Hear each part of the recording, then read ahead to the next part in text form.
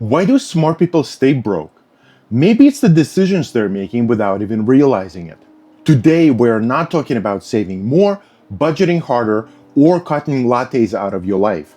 We are talking about the invisible decisions that quietly derail people who are doing everything right. Why the people who win with money mostly win by refusing to play certain games at all. We are told that if you want to be good with money, you just need discipline. Save more, spend less, pay off debt, invest early, grind harder to increase your income. And if it's painful, that means you're doing it right.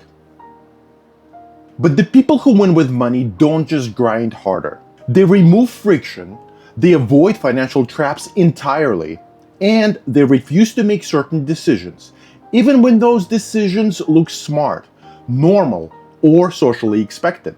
Instead of trying to make money smarter, they just don't make money harder than it needs to be in the first place. Let me introduce you to two people. They're fictional, but you probably know somebody who is like them. Let's call them Alex and Bob. They both graduate college at 23, and they both get decent entry-level jobs. They both start out making roughly the same income. They both want the same things: stability, freedom, and some options. This is where most things you read or watch put Alex and Bob on entirely different lifestyles and trajectories. Instead, let's give those guys some smarts credits. And just like you, they have enough sense to avoid buying a sports car on a credit card. They both do the to-do list perfectly. They save, they invest, and they pay their bills on time. They are responsible. But here's where they split. Alex is diligent. He budgets carefully, he maximizes his employer match in his retirement account. He pays off his credit cards every single month without carrying a balance. And whenever he goes a little overboard, he tightens up his belt and pays it off as quick as possible. But he also slowly upgrades his lifestyle with every raise or bonus that he gets. He chooses to finance his cars because the rate is low and closely matches inflation. He says yes to almost every invitation to a wedding, trips with friends, or multiplying subscriptions. They're all expectations that he can technically afford, so there's no problem. He uses debt strategically, but constantly. His life seems fine, nothing explodes, nothing feels completely irresponsible. It just feels a little bit tight. And 10 years later, he's still a little bit stressed financially. He's still paycheck conscious. He still needs his job to support himself and can't easily navigate a layoff. And he still wonders, why does it still feel harder than it should when I'm 35?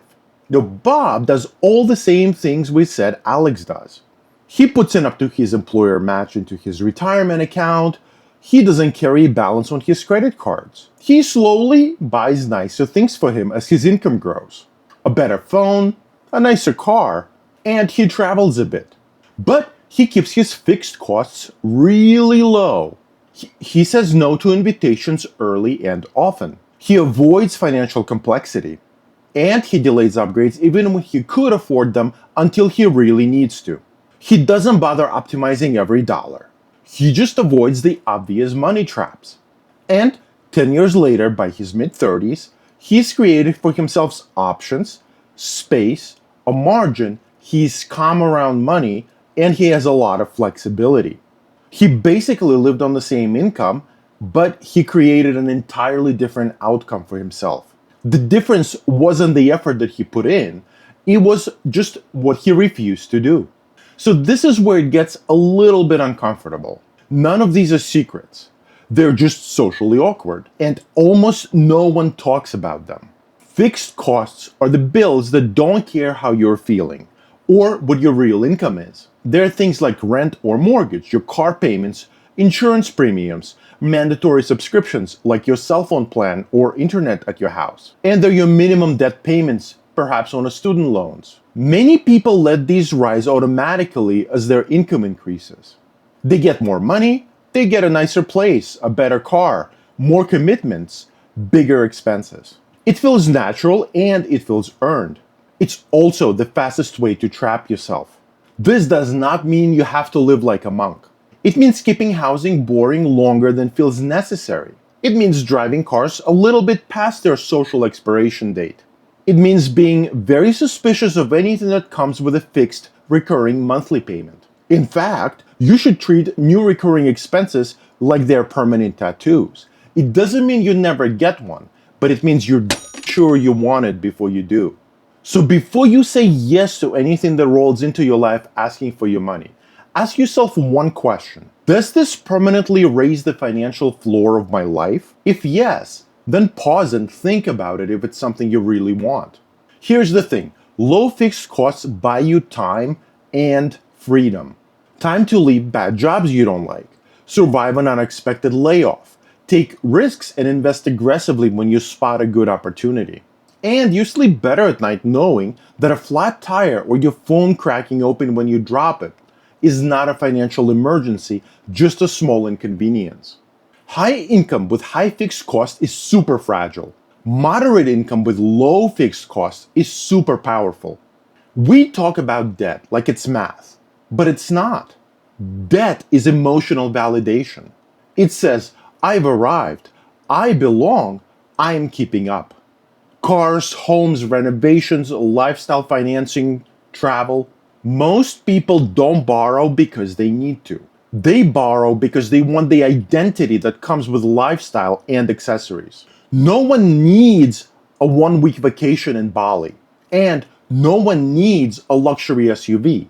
And yet plenty of people who don't have 6 months emergency fund do both of those things, usually at the same time. This is uncomfortable, but simple. Ask yourself, if no one could see this and no one could know about this, would I still want it? And for some things it might be yes, and for many things it might be no. Wanting nice things and experiences doesn't make you flawed, it makes you human. The difference is that successful people delay ownership milestones. They rent longer than expected. They buy just a little bit beneath what they can afford. And they separate their self-worth from their possessions. In one sentence, they let their finances mature first before their image does. Here's the thing. Debt removes your future choices. It locks tomorrow's money into yesterday's decisions. The people who win financially protect their future flexibility like it's sacred because their freedom compounds way faster than their returns do. Multiple accounts, advanced strategies, side hustles stacked on side hustles, constant optimization. Complexity feels sophisticated, but complexity is fragile. More moving parts means more failure points. Financially successful people use fewer accounts. They automate relentlessly. They choose good enough investments. And they avoid constant tinkering. They design systems that they can follow on bad days, not just when they feel motivated and pumped up. Simple systems survive stress way better. Complex systems break when life gets loud or unpredictable. The goal isn't to be super clever, it is to be super consistent. Weddings, trips, dinners, gifts, group expectations. Each one makes complete sense in isolation, but combined together, they quietly drain the momentum out of your finances. This isn't about being cheap, it's about being intentional. Successful people do fun things and expensive things, but they also pick their yes categories and no categories. They budget socially, not emotionally. They say no without over-explaining why, and they accept short-term awkwardness. They don't attend everything. They attend what matters. Money leaks happen in social silences because every yes is a trade. The question shouldn't be, can I afford this now? It should be, what future option am I trading for this moment right now? Many people think that if this feels hard, something terribly gone wrong. So they quit, or they numb it with purchases or entertainment, or reset the plan every 6 months, never really sticking to it long enough for it to make a good difference. Financially successful people expect boredom. They expect doubt. They expect comparison conversations to crop up from time to time.